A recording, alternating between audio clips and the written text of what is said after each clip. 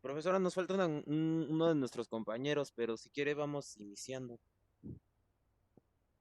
Profesora, ¿me escucha? Profesora, profesora.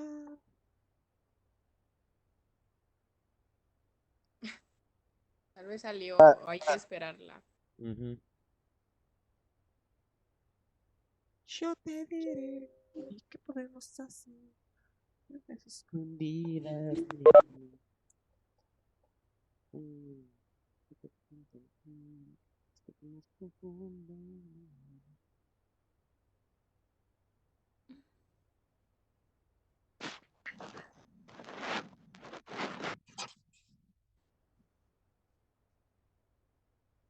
Buenos días, compañeros. Nosotros vamos a exponer lo que va a ser la circulación sanguínea cerebral.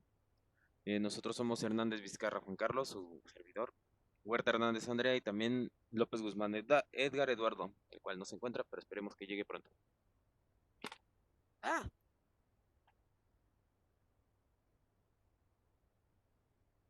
ok. El flujo sanguíneo cerebral mantiene funcionando el funcionamiento adecuado del cerebro, ya que este le va a aportar los nutrientes que va a necesitar, como la glucosa, va a aportarle oxígeno, los aminoácidos, etcétera, así como ya lo habíamos visto en otras clases, como en bioquímica y previamente igual aquí en fisiología. También va a ayudar a retirar los productos de desechos de este mismo y para mantener la temperatura cerebral bueno, va a tener que mantener a cierta temperatura el cerebro para que tenga un buen funcionamiento. Ay.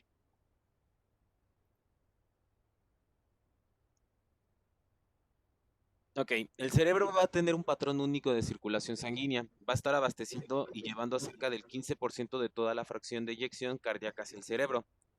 El tejido cerebral representa menos del 2% total del peso corporal, que es 1.3 a 1.5 kilos, pero sin embargo este va a consumir cerca del 20% del oxígeno disponible en todo el cuerpo. Aquí vamos a poder ver, de hecho aquí a la izquierda, vamos a poder más o menos ver pues algunas arterias que van a estar conectadas con la aorta primordialmente. Ok. El flujo sanguíneo en el encéfalo siendo más puntual, va a ser suministrado por cuatro grandes arterias, dos carótidas y dos vertebrales, que se van a fundir para formar el círculo de Willis o polígono de Willis. También se le puede, dependiendo de la biografía que estén buscando, puede llamarlo de las dos maneras, que va a estar colocada en la base del encéfalo. Las arterias que van a partir de este círculo de Willis se van a desplazar a lo largo de toda la superficie cerebral y van a dar origen a las arterias viales. También tienen otro nombre, el cual lo voy a decir adelante, y las arteriolas penetrantes. Si podemos ver aquí, ¿dónde está? Aquí está. Si podemos ver en esta, bueno, nomás esta parte derecha, en esta parte en concreto, ahorita del lado derecho se va a ver un poco mejor, todas esas arterias van a, vas a componer todo lo que es el círculo de Willis, todo lo que vimos aquí. Ay, ¿dónde está? Ahí está.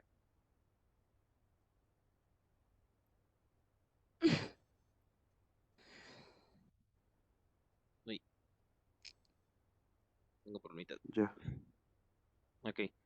Del lado derecho va a ser igual del lado izquierdo. Va a ser componerse, si vamos aquí en medio. Uy, aquí está. Si vemos aquí en medio. Verde, tonto.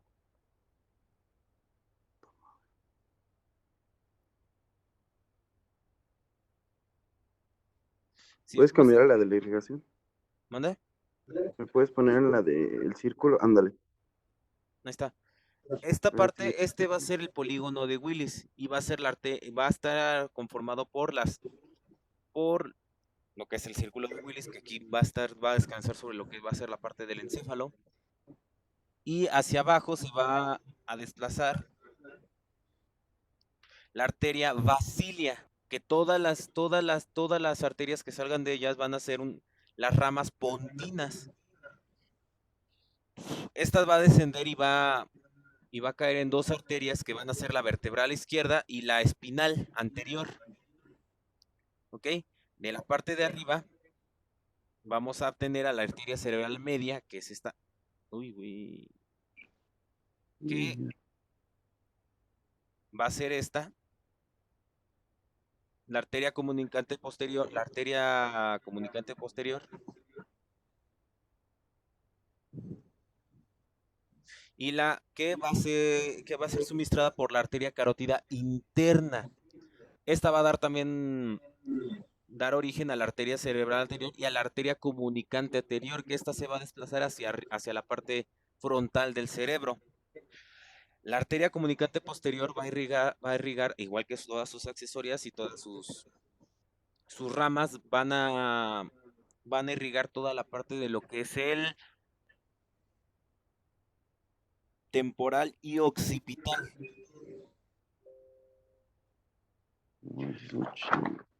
Ujú. Estos vasos, más que nada las accesorias, si los podemos llamar así,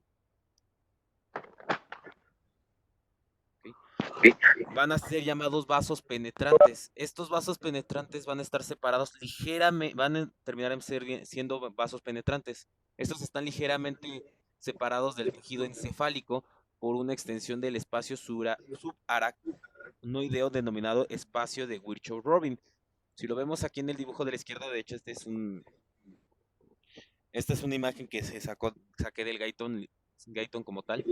Aquí está la arteriola y este pequeño espacio que estoy marcando, ese va a ser el espacio de Virchow-Robin. Aquí esto de azul fuerte va a ser la pía madre y esta va a ser la arteria pial. Uy. ¿Ok? Estos vasos penetrantes se van a sumergir ya en el tejido encefálico para dar lugar a las arteriolas intracerebrales, que a su vez van a ramificar en capilares en los que va a tener lugar el intercambio entre la sangre y los tejidos de oxígeno y nutrientes, dióxido de carbono y metabolitos.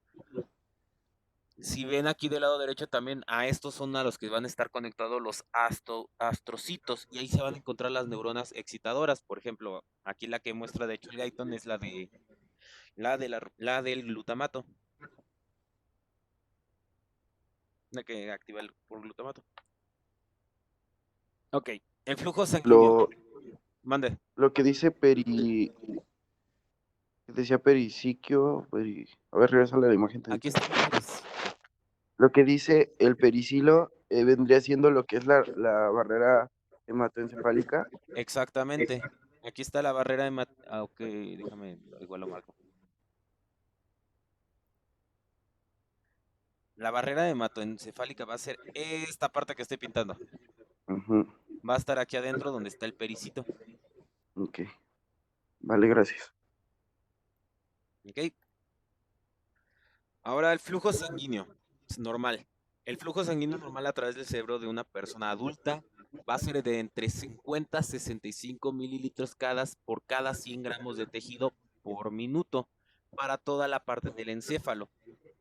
Esta cantidad va a ascender a 750 a 900 mililitros por minuto, dependiendo de la situación más que nada.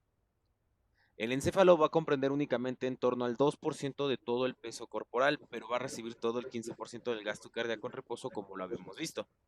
Aquí de hecho tenemos una tabla que si les deja ver qué va a pasar cuando este flujo se ve un poco alterado. Más adelante lo vamos a ver un poco mejor, pero cuando el flujo se ve alterado por una hipoxia, por ejemplo, va a haber una disminución del oxígeno en el cerebro. Esto nos va a llevar a una isquemia, que ahí puse también la definición de isquemia. Se va a detener la circulación de la sangre en el cerebro, dependiendo de la zona en la cual se dé esto. Este esquema va a hacer que va a subir el lactato, va a subir el CO2, el hidrógeno y el oxígeno dentro del cerebro.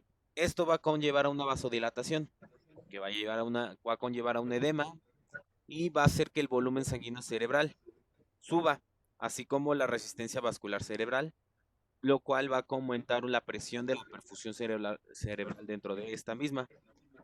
Todos estos conceptos, pues simplemente lo vamos a ver un poquito más adelante, más a fondo, junto a mis compañeros.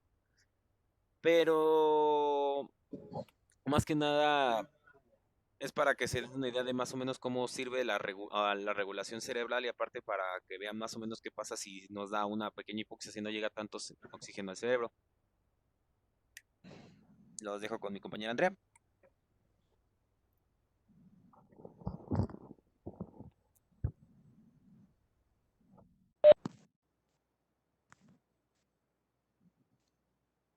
Ok, buenos días. Yo soy Andrea, les voy a presentar la regulación sanguínea cerebral. La siguiente, por favor.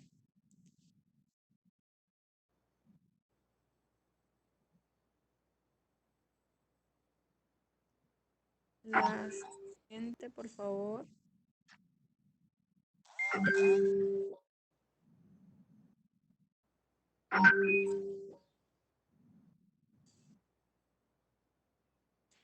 Ok, el cerebro, al ser el órgano que controla todas las funciones corporales, debe tener un sistema de regulación riguroso, abasteciéndose de oxígeno continuamente en respuesta a la demanda local inducida por la actividad metabólica, previniendo de esta forma la hipoxia neural, inclusive durante situaciones de hipovolemia.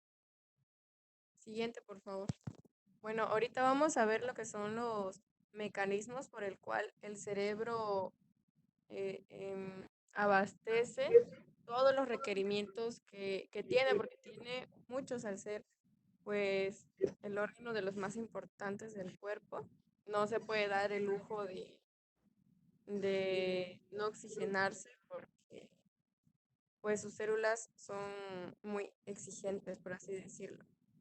Algunos de los factores que contribuyen a la regulación del flujo son la concentración de CO2, de iones hidrógeno, de oxígeno y sustancias liberadas de los astrocitos, que son las células no neuronales especializadas que parecen acompañar la actividad neuronal, que son en el esquema que nos había puesto Juan hace rato, pues las vimos, ¿no?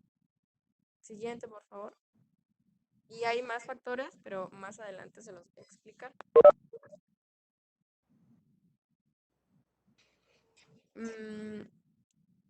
Ahora veremos la autorregulación del flujo sanguíneo cerebral.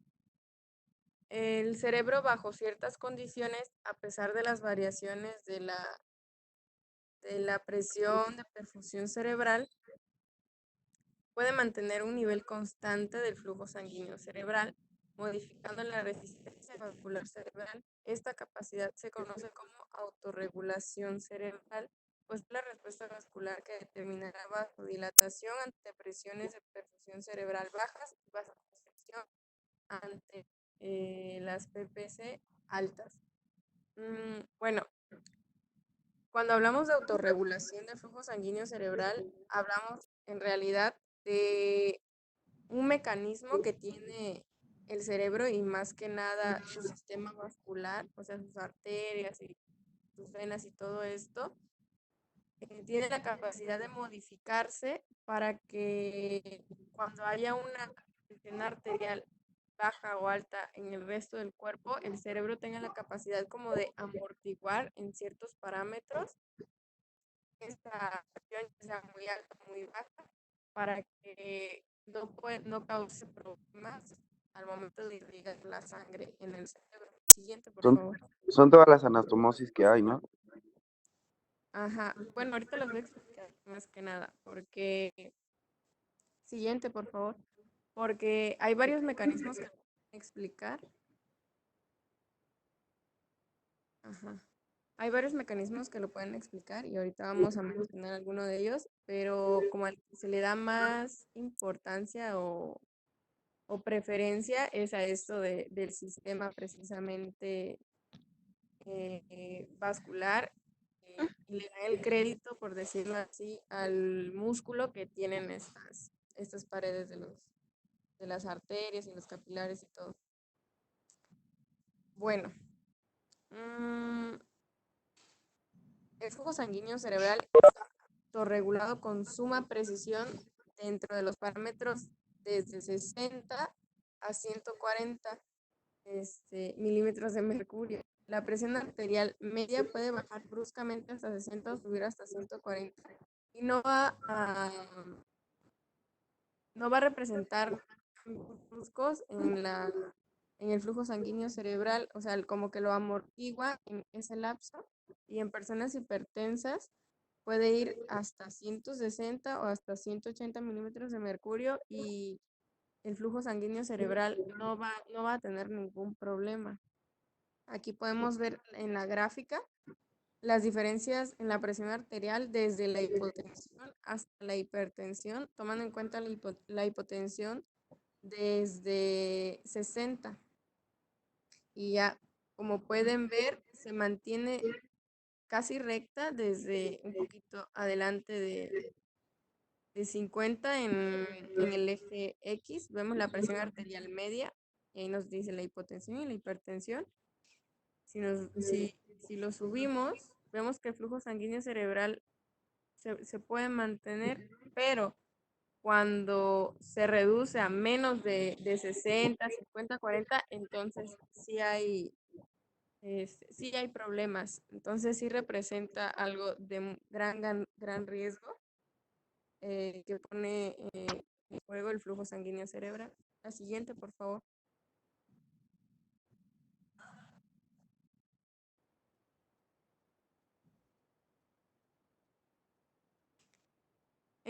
Este mecanismo es un mecanismo neuroprotector que ayuda a mantener el flujo de la sangre del cerebro cuando existen cambios importantes en el tejido cerebral que requieren de una compensación inmediata.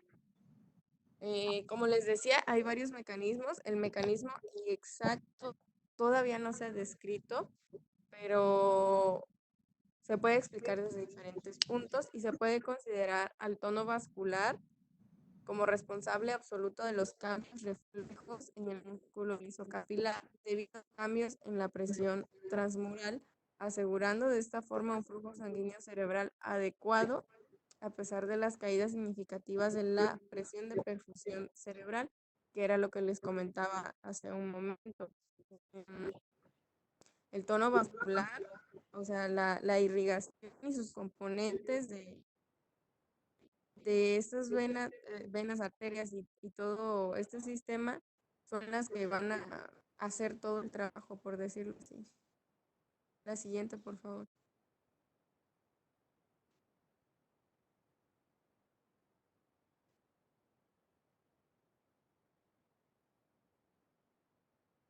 Ok, y a todo este trabajo que van a realizar al momento de que suba o baje la presión arterial, los que van a amortiguar pues estos cambios bruscos, en cuanto a la pared vascular se trata, vamos a llamarle mecanismo miogénico. El mecanismo miogénico nos dice que el estiramiento brusco de los vasos sanguíneos pequeños provoca la contracción del músculo liso de la pared vascular durante unos segundos. Cuando una presión arterial elevada estira el vaso, se provoca a su vez una constricción vascular reactiva que reduce el flujo sanguíneo casi a la normalidad. Por el contrario, con presiones bajas, el grado de estiramiento del vaso es menor, por lo que el músculo liso se relaja, permite el aumento del flujo. La respuesta es rápida, se inicia en segundos y se completa en cerca de 30 segundos. Como podemos ver, este es el mecanismo como más sencillo que tiene el cuerpo para poder restablecer o mantener el flujo sanguíneo en constante flujo, como lo vimos en la gráfica anterior. Siguiente, por favor. Espérame, tantito, Andrea. Entonces, este mecanismo que, como tú dices, es muy simple, vemos lo que pasa cuando las personas tienen la presión alta. Entonces, si está la presión alta, ¿qué es lo que hace? Se constriñen los vasos sanguíneos cerebrales, los capilares, y reduce el riego sanguíneo. Y si reduce el riego sanguíneo, como vamos a ver más adelante, va a haber Aneurisma, ¿no? no, el aneurisma es una dilatación Del vaso. de los vasos arteriales en el cual no hay, no hay capa muscular, no hay capa Ok. muscular y se rompe, ¿sí? Se rompe. Básicamente se ven unos grandes vasos en la aorta, o sea, grandes vasos importantes, por decirles así, en la aorta, en las arterias cerebrales que vemos, pero aneurisma no tiene músculo. Es una patología en la cual nada más está la adventicia, o sea, la adventicia y bueno, la parte íntima, que son los capilares, pero estos capilares no tienen músculo, ¿sí? No está la parte media, que es el músculo. Entonces, un aneurisma es la falta de músculo. ¿Y qué quiere decir? Que el vaso sanguíneo está muy frágil y se puede romper ante una cosa de estrés, ante una cosa de hipertensión, pero no es ahorita por esta causa. Entonces, les iba a decir, entonces, si está la presión arterial alta, ¿qué quiere decir? Que probablemente, como lo acaban de explicar, disminuye el flujo sanguíneo y al disminuir el flujo sanguíneo por la vasoconstricción que hay a nivel de los capilares, pues haya hipoxia que vamos a ver más adelante, que va a traducir en patologías de leves a severas según la hipoxia o la isquemia que pueda sufrir ese tejido cerebral. Ok,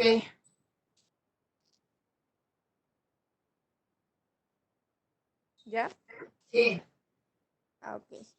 Bueno, ahora veremos los factores que afectan este flujo sanguíneo cerebral.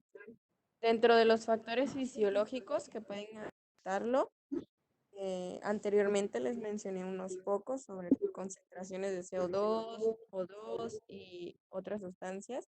Ahora veremos otros factores fisiológicos que van más allá, como la temperatura, la presión arterial, la presión de perfusión cerebral, la presión parcial de oxígeno arterial y la de dióxido de carbono, también vasodilatadores como el óxido nítrico y vasoconstrictores como la adrenalina. También tiene que ver la viscosidad sanguínea y la actividad simpática y parasimpática del sistema nervioso en general.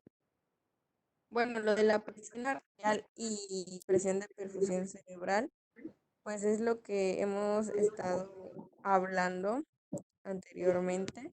No significa que porque tiene un mecanismo que ayuda, este mecanismo miogénico que acabamos de ver, pues no va a tener problemas y no va a afectar. Sí afecta, pero este mecanismo logra restablecer en la normalidad solo en un lapso de la presión arterial, no va a ser siempre.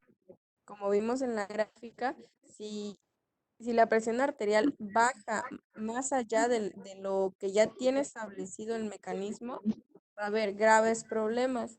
Y si supera en hipertensión más allá de los límites que ya tiene establecido el mecanismo, también va a afectar de manera muy grave a este flujo sanguíneo cerebral. Entonces, tiene un mecanismo que lo compensa, pero eso no significa que no le afecte.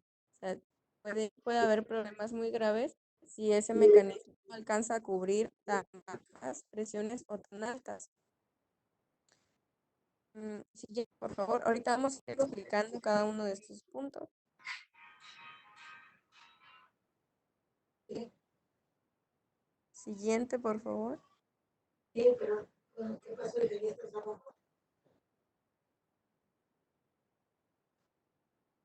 Ah,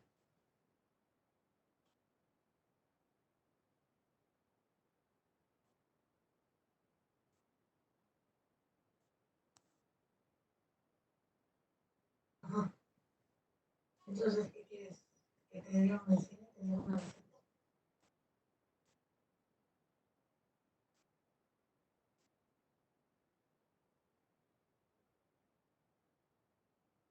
Ajá. Sí, está bien.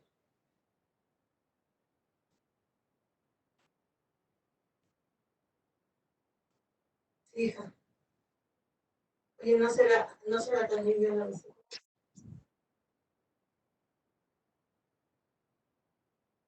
Bueno, está bien. Ahorita nos vemos. Vale.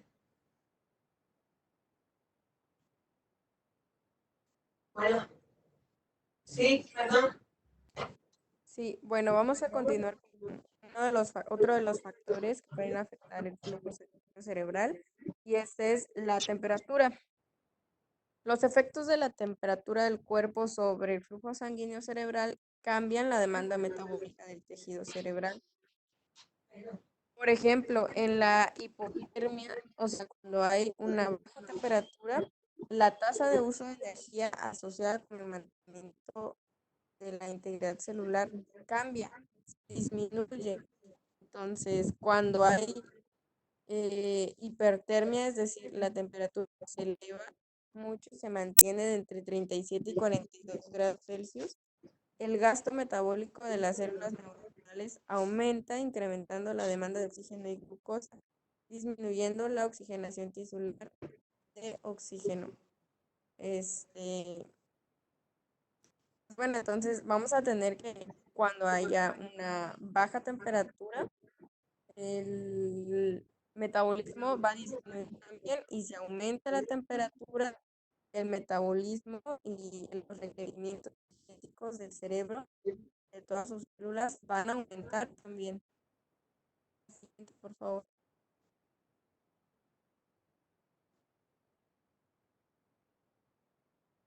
Entonces, ya ven por qué es importante, ¿no? Que no se deje elevar la temperatura.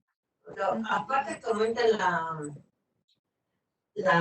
el requerimiento de energía, el metabolismo, aumenta la excitabilidad de las células, ¿sí? Y es cuando viene a los niños que es más factible que a los niños les aumente la temperatura y luego le den las famosas convulsiones, ¿sí? Por esta situación que hay hipotermia. Al igual, cuando hay hipotermia, pues va a bajar la actividad del metabolismo cerebral, pero también va a bajar, al igual que a bajar el requerimiento de oxígeno. Y tampoco, si la hipotermia es muy, muy, muy severa, pues no, porque al bajar todo esto, pues puede causar también daño cerebral por la hipotermia. Entonces, que todo es malo. Muy alto, igual, muy bajo, igual. Entonces se debe mantener la temperatura que habíamos visto, que es entre 36 antes de 37,4, para que nuestro cerebro actúe o funcione en condiciones óptimas. ¿Sí? Continúe, Andrea, por favor. Sí. Ok, otro de los factores que pueden influir son la viscosidad de la sangre. Entonces, en condiciones normales, la viscosidad no altera realmente un grado apreciable del flujo sanguíneo. Y el determinante más importante de la viscosidad sanguínea es el hematocrito.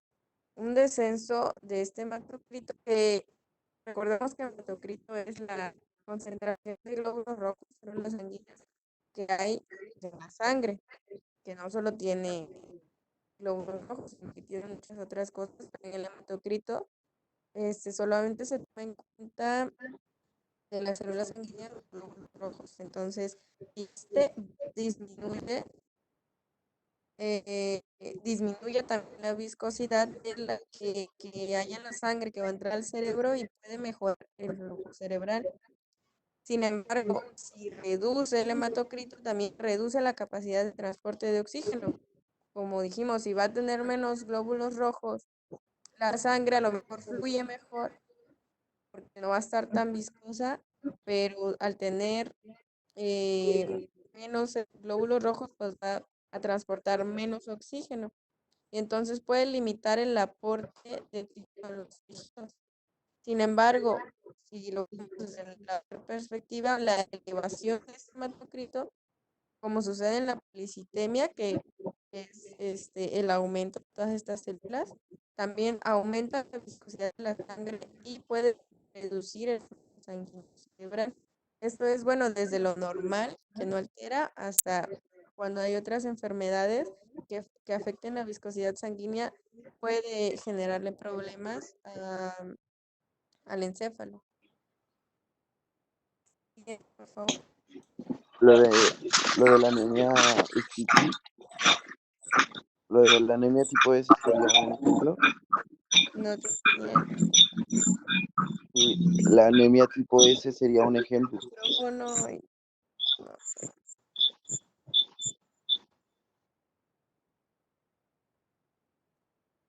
Sí, ya lo de la anemia, ¿qué?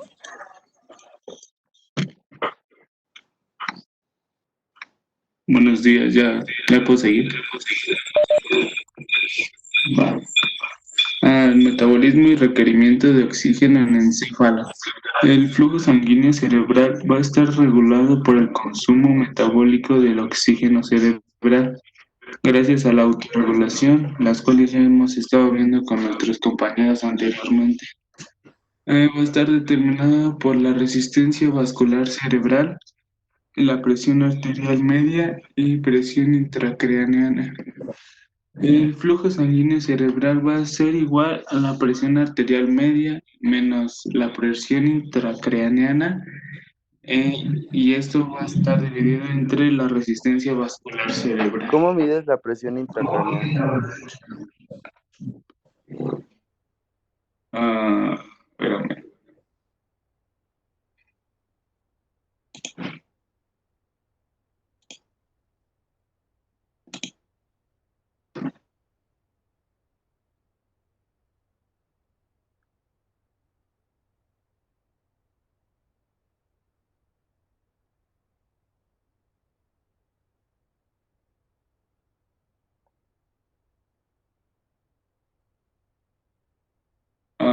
Ahorita no me acuerdo, déjate digo al rato.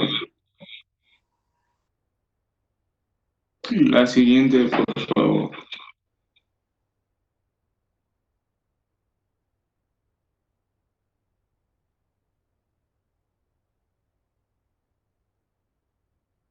No, la presión, la presión de perfusión cerebral es la presión necesaria para perfundir el tejido nervioso para un buen funcionamiento metabólico. Una presión de perfusión cerebral menor a 50 milímetros de mercurio implica una disminución severa del flujo sanguíneo cerebral. La resistencia vascular cerebral va a estar determinada por el nivel de dilatación arteriolar modificable por autorregulación. Si la resistencia vascular cerebral aumenta, el flujo sanguíneo cerebral disminuye. Por lo tanto, si disminuye la resistencia vascular cerebral, el flujo sanguíneo cerebral aumenta. La siguiente, por favor.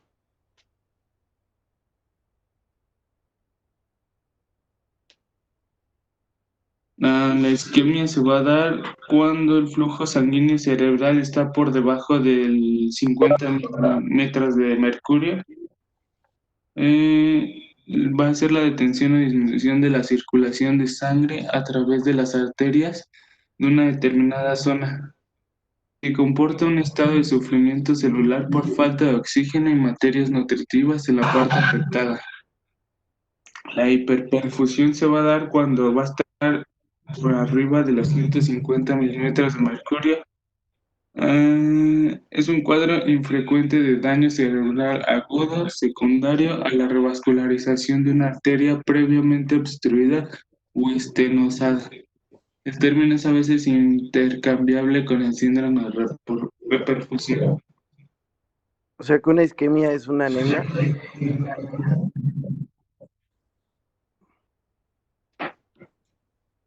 O sea que una isquemia es una anemia localizada. No, una isquemia, como su palabra lo dice, es una disminución leve. Por eso una anemia localizada.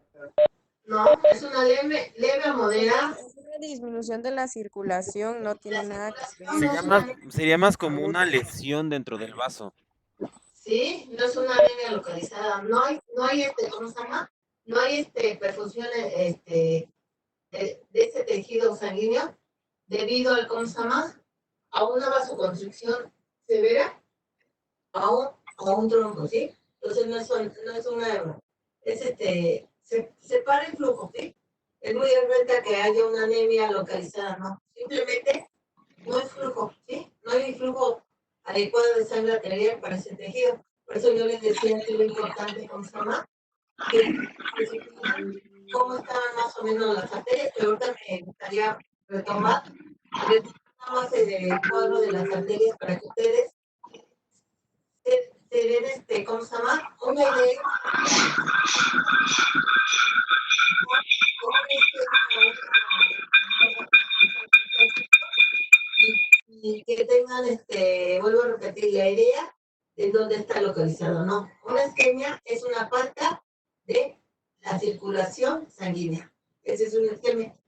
Es como, por ejemplo, un ejemplo que es muy palpable. Cuando tuvimos primera, segunda práctica de laboratorio, nos ponían un baumanómetro. ¿Para qué era ese baumanómetro? Para cortar el flujo sanguíneo, ¿sí? Entonces, ¿qué sentíamos? A lo mejor presión y a veces hasta dolor. ¿Por qué había esa presión, ese dolor? Porque había corto sanguíneo, el flujo sanguíneo arterial a niveles de extremidad. Y no era porque fuera anemia, sino simplemente se disminuía o se quitaba el aporte sanguíneo arterial. Y si le estamos diciendo aporte sanguíneo arterial, oxigenación, entre otras cosas. Más o menos ya entendiste, José Rendón. Sí. Entonces, tu compañero nos va a decir qué es isquemia. Sí, ay, ¿cómo se llama? Edgar López Guzmán Edgar.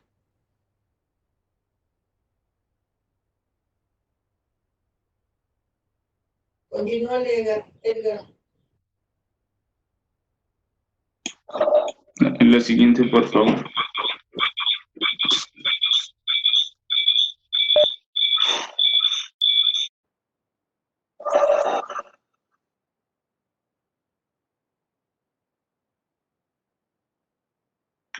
Bueno, como anteriormente nos mencionó Andrea, va a haber un mecanismo de autorregulación miogénico, el cual va a ser los vasos sanguíneos responden de forma autónoma frente a variaciones en la presión arterial, para así evitar la isquemia o hiperperfusión.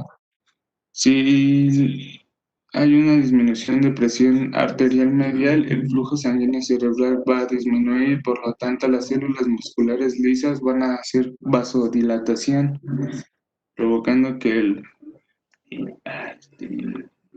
la resistencia vascular cerebral disminuya y el flujo sanguíneo cerebral sea constante. Y si aumenta la presión arterial medial, como lo estamos viendo en la segunda imagen, va a haber vasoconstricción, aumenta la resistencia vascular cerebral e impide que aumente el flujo sanguíneo cerebral en exceso. La siguiente, por favor.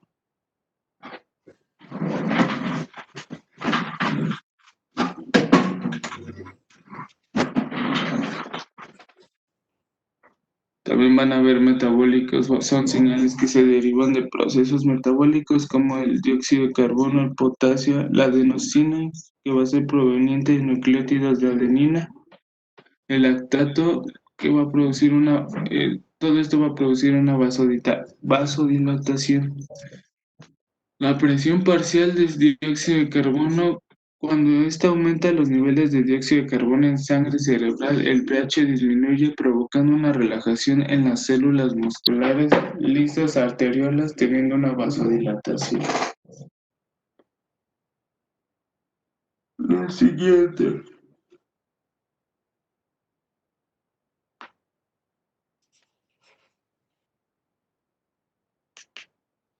también va a estar una autorregulación nerviosa, bueno, por el sistema nervioso autónomo.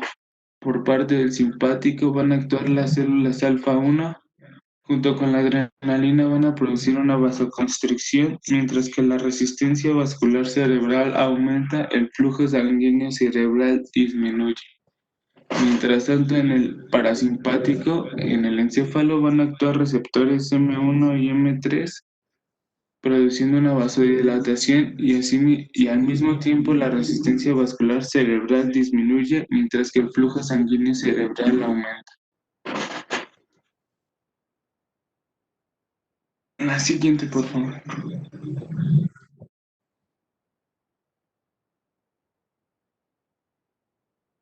El consumo del oxígeno y fuentes de energía.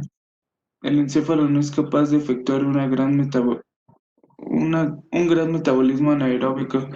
Una de las razones para ello estriba en el elevado índice metabólico de las neuronas, por lo que la mayor parte de la actividad neuronal depende de la liberación de oxígeno cada segundo desde la sangre.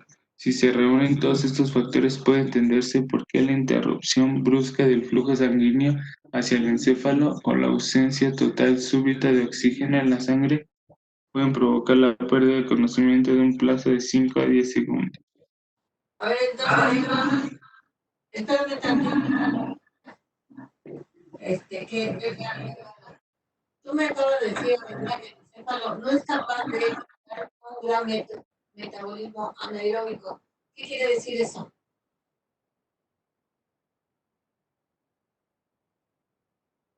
Que no puede trabajar sin oxígeno. Espérame tantito. A ver, Edgar, ¿qué quiere decir eso? El encéfalo no es capaz de efectuar un gran metabolismo anaeróbico. O sea, ¿qué significa eso?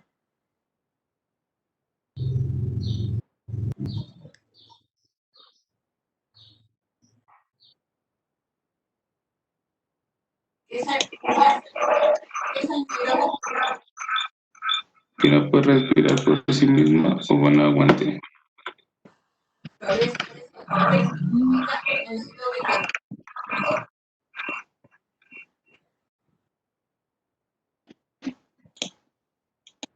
A ver, tu compañera que nos iba a decir que es, me imagino que es Andrea. ¿Qué vas a decir, Andrea? Eh, Dice que el encéfalo no es capaz de efectuar un gran metabolismo anaeróbico. Significa que no es capaz de trabajar sin aire, o sea, sin oxígeno más que nada. Más que nada, no es capaz de trabajar sin oxígeno, ¿sí? Cuando empezaron a su exposición, dijeron que es gran demandante de oxígeno. Entonces, él no puede trabajar sin oxígeno. Sin oxígeno, el cerebro se va a dañar y se va a morir, ¿sí? Una de las razones por ello estriba en el elevado índice metabólico de las neuronas. Que también, a ver, Edgar, ¿qué quiere decir esto? ¿Qué tipo de neuronas tenemos en el cerebro?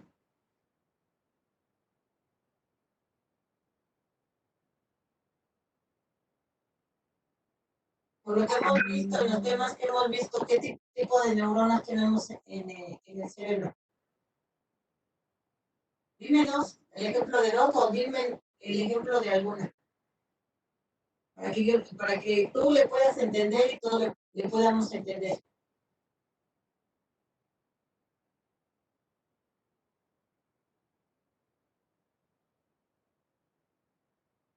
¿Sí o no, Edgar? Sí. ¿Cuál es?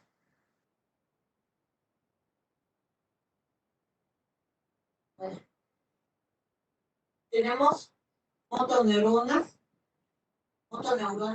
que van a tener una actividad como su nombre lo dice, de excitación, de trabajarse. Y tenemos muchas. Tenemos motoneuronas a nivel de la formación reticular que producen, segregan acetilcolina. Tomamos otro tipo de neuronas a nivel de retina que producen serotonina. Tenemos otras neuronas a nivel de la sustancia negra y de los ganglios basales, sustancia negra que producen dopamina para el control del movimiento. Tenemos motoneuronas que van a actuar sobre la secreción de la noradrenalina. Tenemos neuronas de asociación que van a asociar la información que se recibe de una neurona con otra neurona. Tenemos neuronas inhibidoras. Entonces, por eso es gran demandante de oxígeno, porque si no llega a haber una sinapsis, o sea, comunicación entre ellas de forma adecuada por falta de oxígeno, va a haber un deterioro mental, por eso tiene un índice metabólico muy alto, ¿sí? Porque la mayor parte de la actividad neuronal depende de la liberación de oxígeno cada segundo en la sangre. Luego, si se reúnen todos los factores, puede entenderse que la interrupción brusca del flujo sanguíneo hacia el encéfalo o la ausencia total súbita de oxígeno en la sangre puede provocar la pérdida del conocimiento en un plazo de 5 a 10 segundos, ¿sí? ¿Por qué la conciencia? Porque acuérdense que ahorita yo les acabo de mencionar, te dije, dime una, dime dos, dime tres, ¿no? Ya estamos como los concursos, ¿no? ¿Por qué la pérdida del conocimiento? Porque a nivel del bulbo raquídeo, que ya lo vimos en forma general, hay centros en cualquier parte, si yo les digo esto, les puedo decir esto, en el bulbo raquídeo aquí está el control de las actividades esenciales para vivir, ¿sí? Está el bulbo, en el bulbo olfato, perdón, en el bulbo raquídeo está el centro de control de la respiración. Entonces, por eso es importantísimo que tenga el adecuado consumo de oxígeno.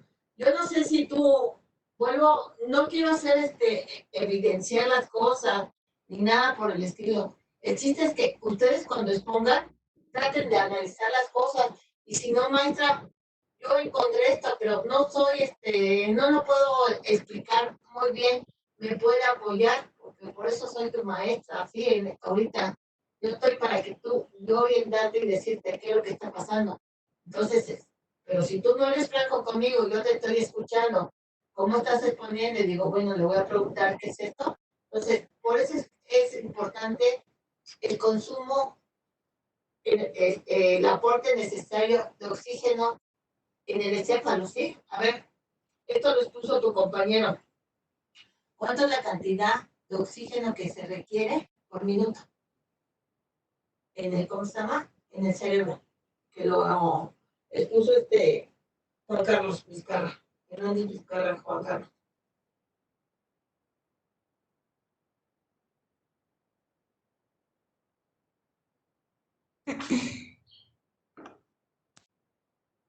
¿No? A ver, Juan Carlos, dile cuántos litros por segundo se requiere. Y te voy a poner lo que nos contesta Juan Carlos. Simplemente, ¿se acuerdan que también fue otro parámetro homeostático que les dije? Que lo tienen que aprender para toda la vida. La saturación de oxígeno.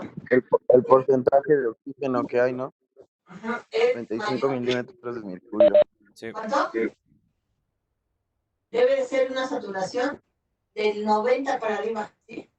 Si empieza a haber una desaturación, hay falla. 95, de hecho. Ajá, la presión, pero yo les estoy diciendo la saturación. La saturación de oxígeno se puede medir en forma ambulante, o sea, sin tener la máquina ahí, con un aparato que se llama oxímetro. ¿Sí? Y acuérdense ahorita que es... Oxímetro. Si llegan ahorita a un hospital y luego lo que les mide, la saturación de oxígeno. Si es que llegan con problemas de dificultad para poder respirar. Porque lo más importante es mantener el oxígeno de 88 al 90, al 100% de saturación de oxígeno. Entonces, vuelvo a repetir, el chiste no es dar la clase por darla, sino que ustedes aprendan y al momento que aprendan, no pueden transmitir esa información a los demás que estamos aquí escuchándolos, para que nosotros podamos decir, ah, no, pues sí, sí estuvo interesante, pero si yo no sé qué es un un metabolismo anaeróbico en el cual las células de X cuerpo se pueden trabajar sin presencia de oxígeno, entonces acá dijo, ¿no? Y más las que no pueden hacer eso, porque es indispensable el oxígeno, son las neuronas.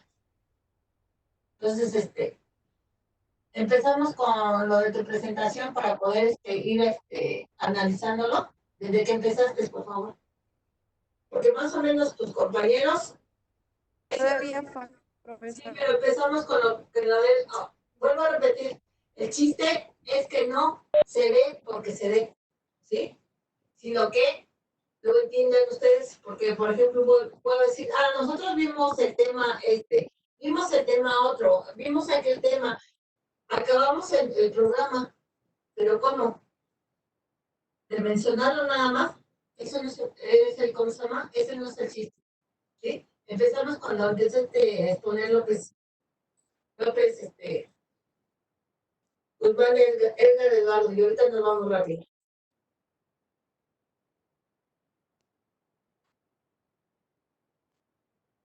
Donde empezó a exponer Guzmán. Voy, profesora, espérame. Sí.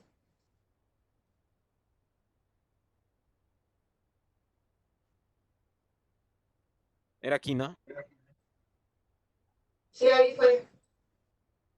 Entonces, metabolismo y requerimientos de oxígeno en el encéfalo, ¿sí?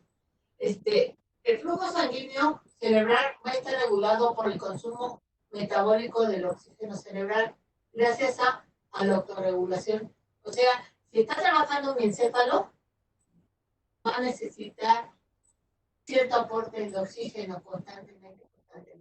Aunque esté descansando, va a necesitar oxígeno. Vuelvo a repetir, el cerebro no puede quedarse sin su aporte constante de oxígeno. Para esto se vale de los siguientes parámetros. Flujo sanguíneo cerebral, ¿sí? Continúa con que no haya obstrucción en el flujo sanguíneo, ya sea porque haya una estenosis, por una vasoconstricción, supongamos que haya una hipertensión o una obstrucción, ¿sí? Entonces, y la presión arterial media, ¿qué es la presión arterial media? Esa sí es la que se mide en milímetros de mercurio, la que va arriba de 90 o de 95. Sí, son las presiones. Hagan de cuenta que es la presión arterial constante que tiene la persona, ¿sí? Okay. Entonces, por eso, presión arterial media y la presión intracraneana, ¿sí? ¿Qué presión debe tener adentro de los vasos sanguíneos? ¿Cuáles vasos sanguíneos? Lo que nos explicó este niño, que es el polígono de Willis, que está dado por las arterias cerebrales anteriores, las medias y las posteriores. Estas van a formar un polígono de Willis y la parte basal, que es la arteria basilar. Pero ahorita vamos a ver si lo podemos repetir. Esta presión, este flujo sanguíneo viene de dos arterias, ¿sí? De la carótida interna, tanto del lado derecho como del lado izquierdo. Entonces, sube esta rama para llegar finalmente a formar el polígono de Willis. Vuelvo a decir, arterias cerebrales posteriores, arterias cerebrales medias y arterias cerebrales anteriores, ¿sí? Eso van a formar el polígono de Willis, como vamos a ver si ahorita vamos a regresar más rápido, a que ustedes lo identifiquen bien, ¿sí? Entonces, la resistencia vascular que puedan tener esos vasos sanguíneos a cierto nivel de flujo sanguíneo que va a irrigar cada parte de cada tejido. La que viene, por favor.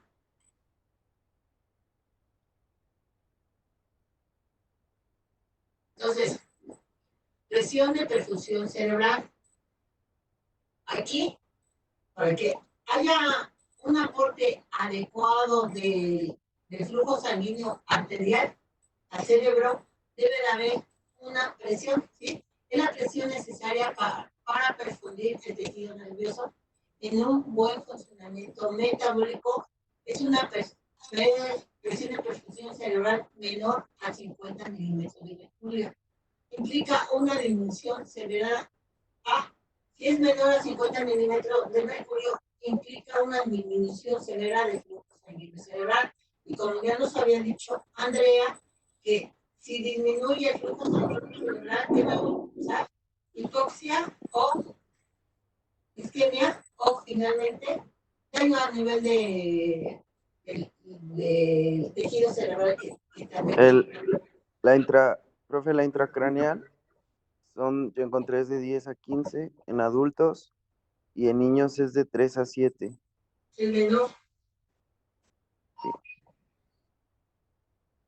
Dice luego aquí, presión de la perfusión cerebral es igual a la presión arterial media igual a la presión de intracerebral. Entonces, resistencia vascular determina por el nivel de dilatación arterial modificable por autorregulación. Entonces, vamos con la siguiente. Esto lo estoy haciendo nada más para que luego, ¿qué es isquemia? Que tú habías confundido ¿cómo se llama? Con anemia, ¿no? ¿Isquemia? No, profe, no, es que no, yo no lo confundo con anemia. Lo que digo es que es una anemia localizada, porque una anemia es la falta de la, de la sangre o de los metabolitos de la sangre, de los nutrientes de la sangre. Entonces se podría decir que una isquemia es una anemia localizada porque hay una vasoconstricción, puede ser por una lesión o por otro factor en el cual no está llegando la irrigación sanguínea. Entonces, en este caso sí sería una anemia localizada. Es que haga de cuenta, maestra, que si lo tomamos desde el Guyton de hecho dice que es una vasoconstricción, es una vasoconstricción como tal de algún arteriola, de algún vaso en el cerebro. Y Y lo que- esa vasoconstricción va a llevar a que no haya una irrigación de esa parte. Ujú, Entonces, eso va a generar una anemia localizada realmente, no un hay una estado irrigación de anémico. esa parte. Pero Y a esa anemia localizada se le llama isquemia. El nombre correcto de esa anemia localizada es una isquemia. y Pero el la, proceso que está uy, pasando es que no tiene la irrigación. la única distinción de la isquemia va a ser que en vez de ser causada como tal por algún factor químico como o enzimático, sino va a ser causado por obviamente la vasoconstricción causada por un proceso inflamatorio causado por una No, no, pequeña herida o algo dentro del vaso. Así que sí, termina en anemia, profesora, en un estado tipo anémico.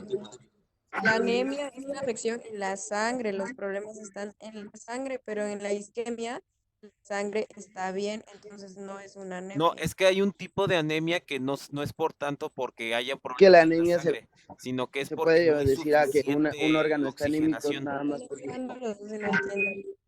Bueno, para que no nos confundamos, isquemia es falta de aporte de la sangre arterial, ¿sí? Y si es sangre Ajá, arterial, gracias. como siempre hemos visto, ¿qué lleva la sangre arterial? Oxígeno No. y nutrientes, ¿sí? Lleva esas dos cosas para que puedan trabajar las células, ¿sí? Entonces, isquemia, detención y disminución de la circulación de la sangre.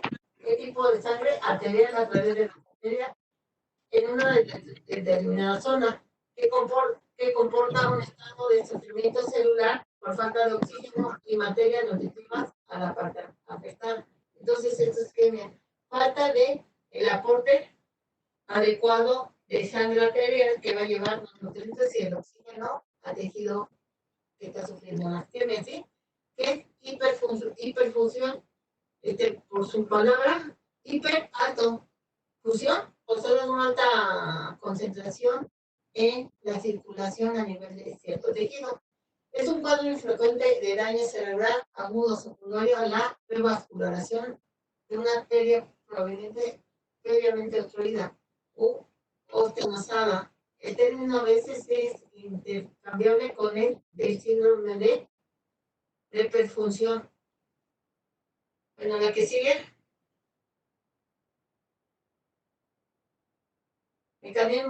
mecanismo miógeno, y lo que había dicho estoy con Andrea, también iba a decir Alondra. este es el mecanismo miógeno que tiene la capacidad de los vasos sanguíneos de reestructurar su estado muscular para, para la circulación sanguínea arterial, ¿sí? Los vasos sanguíneos responden a la forma autónoma frente a variaciones de la presión arterial para evitar isquemia o hiperfusión, ¿sí? Entonces, ya si quieren, creo que esta fue la última, antes de que empezara a exponer este niño de la isquemia. A ver, metabolitos. Señales que debieron de procesos metabolitos con el CO2. Entonces yo creo que lo van a mencionar ahorita. Entonces, ¿qué pasa con el CO2? Si el dióxido de carbono aumenta, ¿qué quiere decir? Que el deterioro para el funcionamiento del tejido cerebral pues va a decaer, va a disminuir, ¿sí? Igual, el potasio es un electrolito que hace que disminuya la eficacia, el aumento del potasio disminuye la eficacia del metabolismo, del funcionamiento del cerebro. La adenosina es que proviene de los nucleótidos de la guanosina G, y el lactato producen una vasodilatación. Entonces, ya vamos a lo que... Entonces, la presión parcial de oxígeno.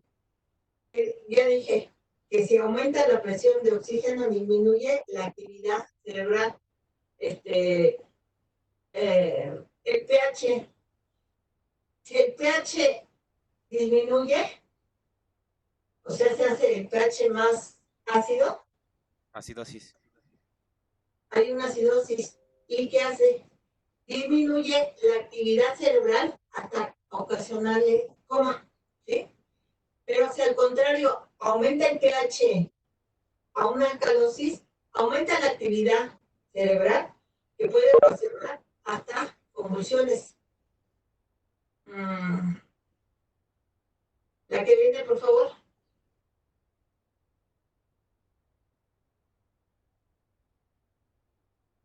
Ahora sí, te voy a seguir que sigas poniendo no sé quién, pero yo pienso que lo que ahorita tratamos de ver, ya no hayan quedado tantas dudas, ¿sí? Tantas dudas que digan, ¿qué anaerobis? Ay, dijeron algo de anaerobis.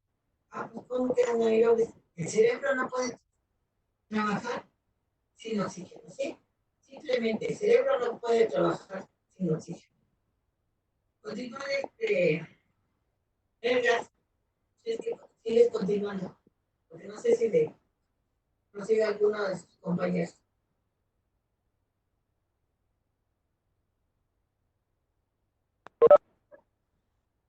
Bueno, a nivel de sistema nervioso, el sistema nervioso, el sistema nervioso simpático, en específico de sus receptores alfa 1, junto con la adrenalina van a producir una vasoconstricción, mientras que la resistencia vascular cerebral aumenta, el flujo sanguíneo cerebral va a disminuir.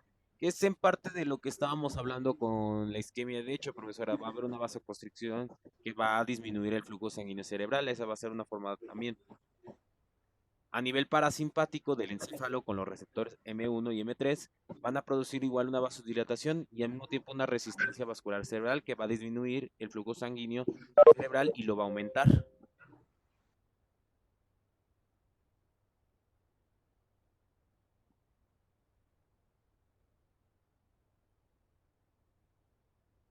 Bueno, y ahora mi compañera Andrea también les va a hablar del consumo de oxígeno y de las fuentes de energía.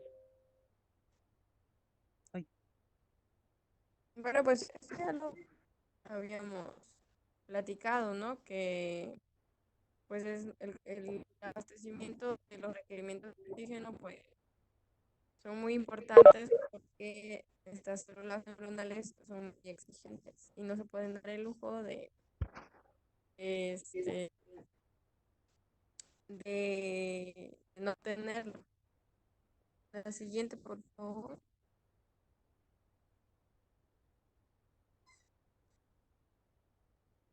Bueno, tenemos las fuentes de energía de las cuales el cerebro va a obtenerla.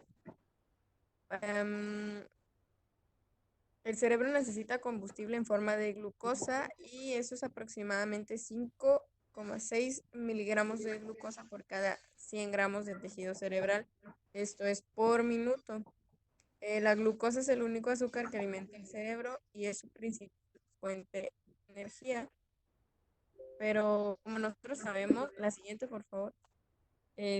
Hay situaciones en las que no hay glucosa ni para el cuerpo, entonces pues, el cerebro no la puede obtener y para eso puede acudir a otras fuentes.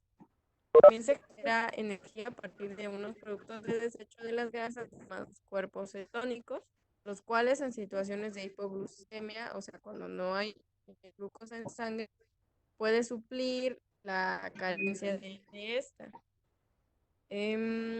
También están los ácidos grasos. La grasa se almacena en forma de triacilglicéridos. Recordamos, es una molécula de glicerol y 3 de ácidos grasos. Y en los humanos, los ácidos grasos no pueden originar glucosa, pero el glicerol sí, aunque en cantidades mínimas. Y bueno, pues estas son las alternativas, por así decirlo, en las que se puede generar energía a partir de cuando no hay glucosa en sangre. De hecho, esto ya lo habíamos Siguiente. visto también en bioquímica. Ajá, sí. Siguiente, por favor.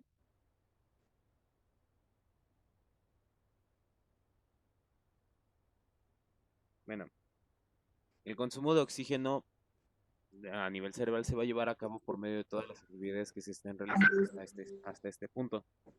Por ejemplo, en este momento están escuchando la presentación, por lo tanto están ejerciendo un mayor porcentaje de oxígeno y produciendo un mayor flujo sanguíneo hacia la corteza visual o auditiva, porque es la que estamos usando en este momento. Si estuviéramos haciendo ejercicio, iría hacia la parte motora del cerebro y así subsecuentemente. Dependiendo de lo que estemos haciendo, va a ser hacia dónde va a ir este consumo de oxígeno, hacia dónde va a ir este flujo sanguíneo dirigido. Y eso es todo por nosotros, por nuestra parte. Muy bien. Juan Carlos, regrésame rápido, nada más rápido, 5 minutos, no más, sobre las imágenes de la circulación arterial. Ok, voy. Profe, por ejemplo, usted en el examen nos va a preguntar el circuito de circulación sanguínea. ¿El círculo de Willy? Puede ser que no. ¿Por qué, ¿por qué les estoy haciendo hincapié en que no sé si esta la puede hacer la arteria cerebral? Dígame, esta figurita, ¿Qué cosa? esta arteria, dice, para que yo se las pueda explicar. Ponme esa. Entonces, vámonos desde abajo. No, donde está el flujo, donde está la circulación arterial, para que ustedes... ¿Dónde está la cabeza? Esta, la de medio. ¿Esta? Esa. Okay. Esta de medio. Para que ustedes le puedan entender. ¿No? Donde estaba como el cuello. Donde está es la segunda, creo. ¿Esta? ¿O esta? Esta. Esta porque... Esta. Izquierda, güey. ¿Esta? La izquierda. Además, la voy a correr para acá. Ajá.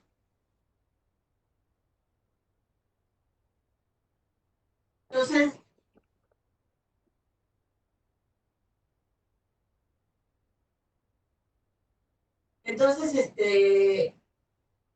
vemos cómo nace la aorta del corazón, ¿sí? Al igual vemos, básicamente, cómo vienen las arterias subclavias, que son las que van hacia la circulación de las extremidades superiores, ¿sí? Los brazos derecho y izquierdo. Vemos posteriormente a una arteria que se llama arteria carótida primitiva o arteria también conocida como arteria común, ¿sí?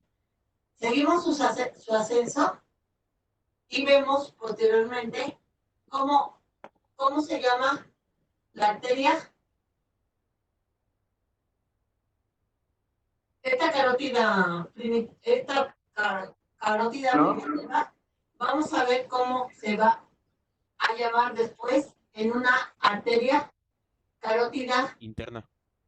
interna, ¿sí? Esta carótida interna, a su vez, va a dar a lo que es la circulación cerebral interna. Ahorita nos vamos a desplegar nada más con lo que es la carótida interna, ¿sí?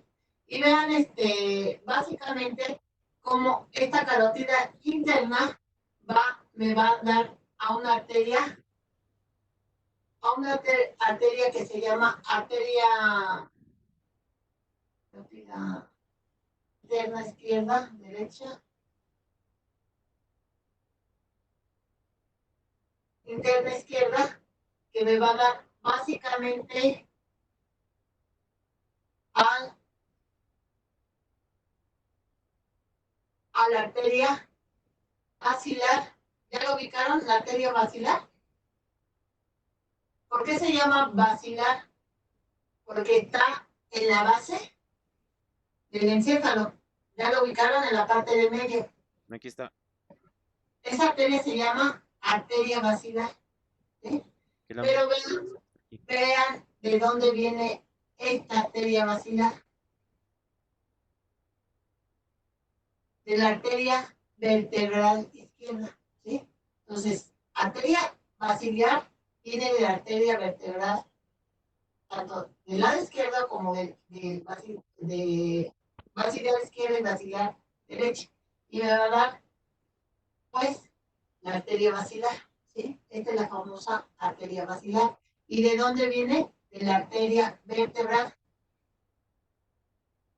Y que está en la base del encéfalo. ¿Qué es la base del encéfalo? Pues básicamente los lóbulos occipitales, ¿sí? Y veamos nuevamente la figura. ¿Y de dónde proviene esta arteria vertebral, tanto derecha como derecha como izquierda? De la arteria subclavia izquierda. Vean, esta arteria subclavia izquierda nace de la aorta, ¿sí? Y va ascendiendo. Vertebral derecha, izquierda, y hasta acá, en donde va a formar la arteria basilar. Y vámonos otra vez con la arteria, con la carótida interna. ¿Sí ven? Si ven aquí, nada más se corta a este nivel. Este que se ve como tronquito sería la arteria carótida externa, ¿sí? ¿Cuál es la carótida externa? La que va a inervar, la que siempre estoy con la inervación, la que va a irrigar la parte externa del cráneo, ¿sí? La parte externa del cráneo.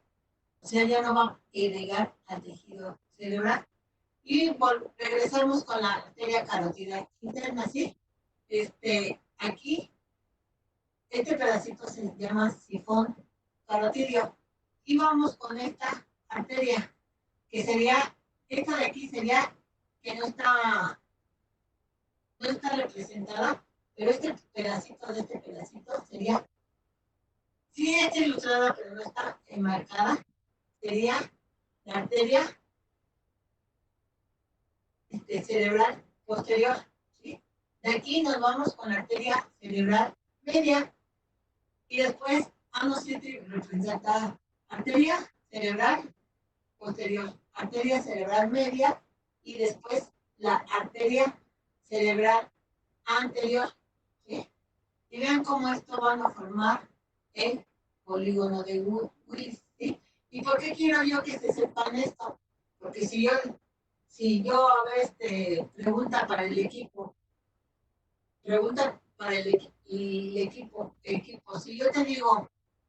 si yo les digo, perdón, porque es pregunta para el equipo, hay una trombosis a nivel de la arteria cerebral media del lado izquierdo. ¿Qué probablemente lesión tuve yo? Hay una trombosis a nivel de la arteria cerebral media. Fíjense qué lóbulos están irrigando la arteria cerebral media. Eso. La media está está irrigando lo que es los temporal y algunas ramificaciones llegan a la parte frontal. Frontal, más que nada, temporal, la audición. Y si ven, un poquito al parietral, ¿sí? Y como dices, ligeramente Ya, ¿no? anatomosis con la arteria cerebral anterior, ¿sí? Ujú. Entonces, nada más por eso yo quiero que se aprenda la circulación cerebral. Y no tiene gran cosa, o sea, gran cosa que digamos, no, es que está bien difícil. Que la arteria cerebral anterior, la arteria cerebral media, la posterior, no, nada más con que ustedes se fijen de dónde proceden, ¿sí? De la carótida común. La carótida común se bifurca en la carótida externa y en la carótida interna. La carótida interna lleva la circulación hacia el cerebro, ¿sí? Y se divide en unas arterias cerebrales posteriores, unas cerebrales medias y unas cerebrales anteriores, ¿sí? Y hay otra estructura que va a formar la base del polígono de Willis, y que viene de la arteria vertebral, ¿sí? Entonces, no tiene gran cosa la irrigación, ¿sí? Pónmela de medio para que la veamos un poquito más estructurado ya. ¿La del polígono de Willis, profesora? ¿Sí? Por favor. Ok, voy, profesora. La del cerebro, ¿no? Sí. Ya concreto. Bueno, esta. Sí, déjenme. Entonces, no la de medio, la que me... La del medio luego nos vamos al cerebro. ¿Esta? No, No, ¿Esta? la otra. esta de medio.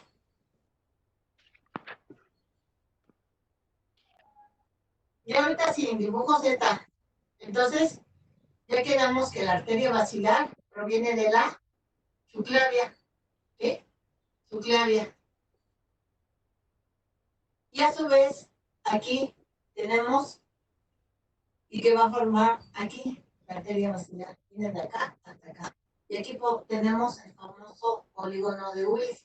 El polígono de Willis, su arteria cerebral posterior, viene de la carótida interna. ¿Sí? Y luego tenemos la arteria cerebral media y luego tenemos la arteria cerebral anterior. ¿Sí? Entonces, estas son. Y vean cómo forma el polígono de Willis. Y si lo vemos del lado funcional, no es tan difícil aprendérselo. Entonces, la irrigación viene, como todo vaso sanguíneo que sale de la irrigación, viene del ventrículo izquierdo. Del ventrículo izquierdo sale la aorta. De la aorta sale un vaso que se llama... Tronco brachioencefálico, ¿no? Ajá. Viene, sube hacia la subclavia y de la subclavia da una rama derecha y una rama izquierda para formar la arteria basilar, ¿sí? Y luego la carótida interna me va a dar estas estructuras, la arteria cerebral posterior, ¿sí? La arteria cerebral media y la arteria cerebral anterior, que son estas. ¿Verdad que no es tan difícil? Ya viéndolo de esa forma, vámonos a la tercera figura de ilustración donde está aparentemente el cerebro y que está un poquito más. Entonces no sé si la pueda poner en entero, pero si no, déjala así, está bien. Entonces, nuevamente. ¿Esta? Nuevamente, sí, esa. Entonces, volvemos a ver que aquí está la arteria cerebral anterior. Pero ya tenemos bien especificado qué lóbulos está irrigando la arteria cerebral anterior. ¿Cuáles ven? Los lóbulos frontales. ¿Sí? Lóbulos frontales. Vamos a, pero para que estas arterias se puedan comunicar, tenemos también otras arterias que se llaman arterias comunicantes. ¿Qué van a comunicar? O sea, las arterias cerebrales anteriores con la arteria cerebral media, ¿sí? Con la arteria cerebral media, que sería esta, con las arterias cerebrales posteriores, y como tenemos también que comunicarnos se llaman arterias comunicantes posteriores, ¿sí? De aquí viene la arteria basilar, que es todo esto, y que viene de la arteria subclavia. Entonces, más o menos ya le entendieron. ¿Y qué va a agregar la arteria cerebral posterior? Vamos a ubicarlo, ¿sí? Esto, ¿sí? Y la basilar que va a agregar la parte basal del encéfalo. ¿Cuál es la parte basal del encéfalo? Con los lóbulos occipitales. Entonces era lo que ustedes, yo quería que más o menos tuvieran una idea, porque vuelvo a repetir, esta información, pues ya tienen las bases, pero ya no están perdidos en el espacio. ¿Qué quiere decir en el espacio? Que si a mí me dicen, en forma general, ¿de dónde viene la irrigación? ¿O cómo se tiene la irrigación arterial? Y si yo estoy diciendo arterial del encéfalo, pues puedo decir con las manos bien agarradas La carótida y la subclavia. de la carótida interna Y del tronquio brachiocefálico. anteriores, medias y profundas, medias y posteriores, que a su vez se comunican con comunicantes anteriores, comunicantes posteriores y comunicantes, ¿sí? Y por la arteria basilar, que es rama de la subclavia, ¿sí? Entonces, y ya que quiero decir con esto, pues yo ya sé cómo viene el aporte de nutrientes y de oxígeno al encéfalo, ¿sí? Y ahora, ¿cómo se va a derivar?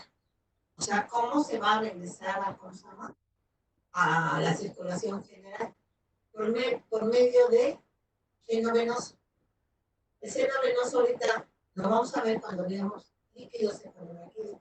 Pero aparte de las generalidades que yo ya sé que mi cerebro no puede trabajar sin oxígeno, que necesita como energía casi exclusivamente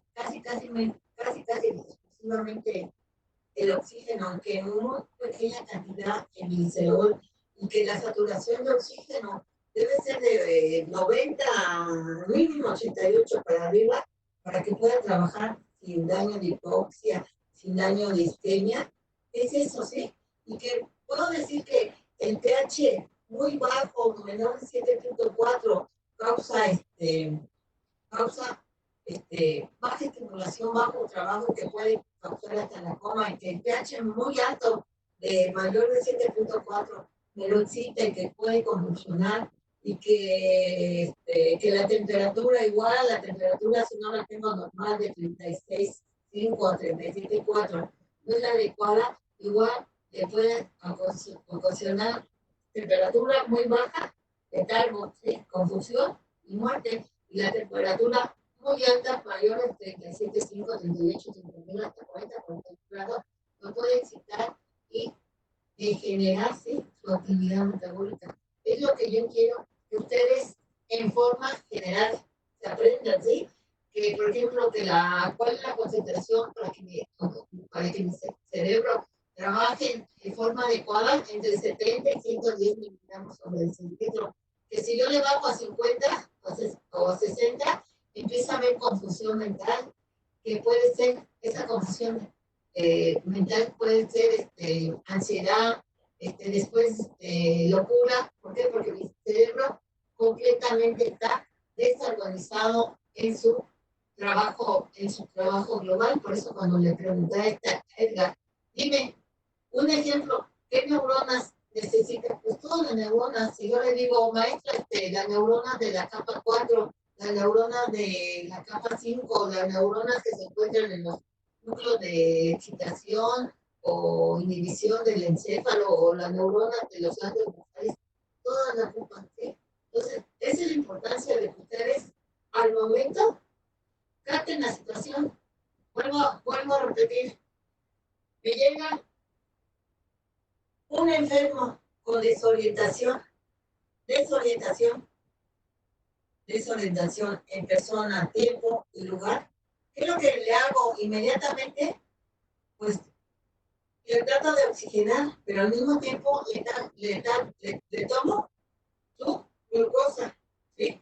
A ver si no tiene una descompensación en el metabolismo que esté su cerebro hipoglucémico, o le tomo la saturación de oxígeno, le pongo el oxímetro. Ah, no, pues es que el señor o la señora no tiene buena adecuación de oxígeno, entonces le pongo la saturación de oxígeno hasta que él se regule, o sea, que le voy a tomar una química sanguínea rápido. ¿Qué es la química sanguínea? Entre otras cosas, la glucosa, los electrolitos.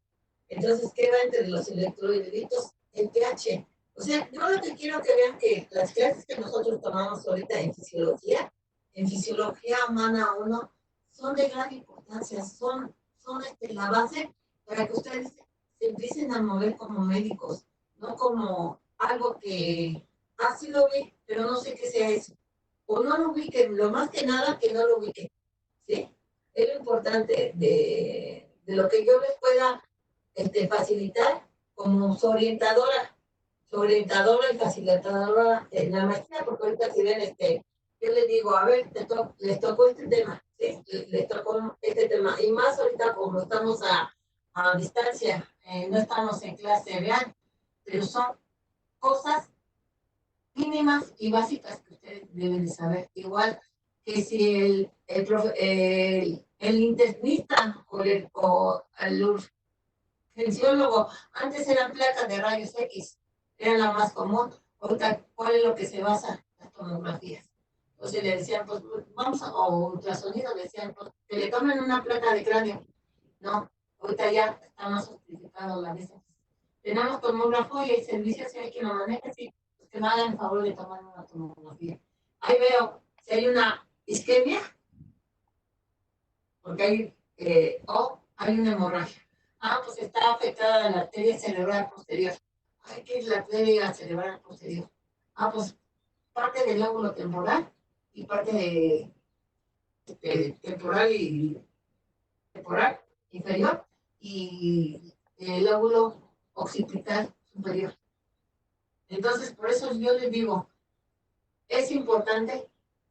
No es que yo les vaya a preguntar en el examen, porque puede ser que si les pregunto, puede ser, no se los voy a preguntar, sino que ustedes sepan, ¿sí? Sepan desde ahorita y les tome el interés en poder saber, porque si ven ahorita con lo que detallitos, vemos la importancia de este tema, ¿sí? De este tema que mucha gente dice, no, me tocó que la hipoglucemia, que la hipoxia, que la hipotermia, o sea, es relevante este tema. Espero que con la aportación de sus compañeros les haya quedado esta clase, ¿sí? ¿Están de acuerdo o no están de acuerdo? Rápido les voy a pasar asistencia. Acopla. Presente. Aguilera. Presente. Cara. Presente. Anaya López.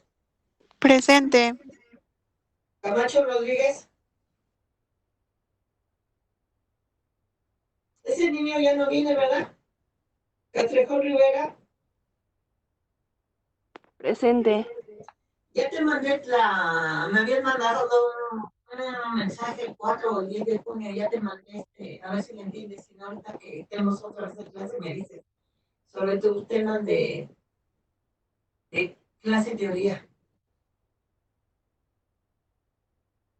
¿Sabes cuál es? Luis Ernesto. Bruno López Fernanda. Sí. Del Valle Aguilar Desi. Presente. Gloria Ruiz Adad. Creo que sí está, pero no le sirve el micrófono, creo, ¿verdad? Sí, Franco Fernández. Presente. Fuentes Ángeles. Brian. García Flores, Perla Roca. Presente. García González, Perla Yasmín. Presente. García Montalvo, Edgar. García Gómez Román Magdalena. Presente. Gómez Rosas Karen. Presente. Hernández Greta Vanessa. Hernández Silas Montserrat. Presente. Hernández Vizcarra, sí. Huerta Hernández Andrea. Presente. López Guzmán Edgar Eduardo. Sí, Rafael, es el Sí, era la que que se puso, ¿no? sí, ya no se puso su micrófono. López Varela Alexia. Presente. Luna Medina Arturo. Luna Medina Fernando, presente. Ajá. Sí, me equivoqué. Martínez Hernández Diego. ¿Ese niño Martínez Hernández Diego ya no viene o qué pasó?